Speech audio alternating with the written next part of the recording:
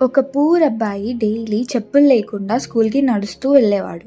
అతను ఎప్పుడూ వాళ్ళ ఫ్రెండ్స్ షూస్ చూస్తూ నాకు కూడా వాళ్ళలాగా షూస్ ఉంటే నేను ఎంతో హ్యాపీగా ఉండేవాడిని అని అనుకునేవాడు. ఒకరోజు టౌన్లో నడుస్తూ వెళ్తూ ఒక షాప్ విండోలో నుంచి కొత్త స్పోర్ట్స్ షూస్ చూస్తాడు. ఆ గ్లాస్పై చెయ్యి పెట్టి నాకు ఇలాంటి షూస్ ఉంటే బాగుండు అనుకునేవాడు. డైలీ దేవునికి ప్రే చేస్తూ నాకు ఇలాంటి షూస్ ఇవ్వు చాలు, నేను హ్యాపీగా ఉంటాను అని అంటూ ఉండేవాడు.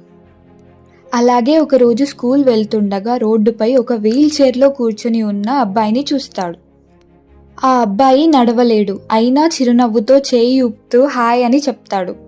ఈ అబ్బాయి సడన్గా ఆగిపోయి తన కాళ్ళ వైపు చూస్తూ నాకు చెప్పులు లేవు కానీ నడిచే కాళ్ళు ఉన్నాయి అని తనలో తానే అనుకుంటాడు. ఇకపై డైలీ షూస్ కావాలి అని అనుకోను, నాకు నడవడానికి కాళ్ళు ఉన్నాయి అంతే చాలు అని అనుకుంటాడు. అలాగే మనకు లేని దాని కోసం బాధపడడం కన్నా మనకు ఉన్నదాన్ని గుర్తించి ఆనందించడమే నిజమైన ధనం.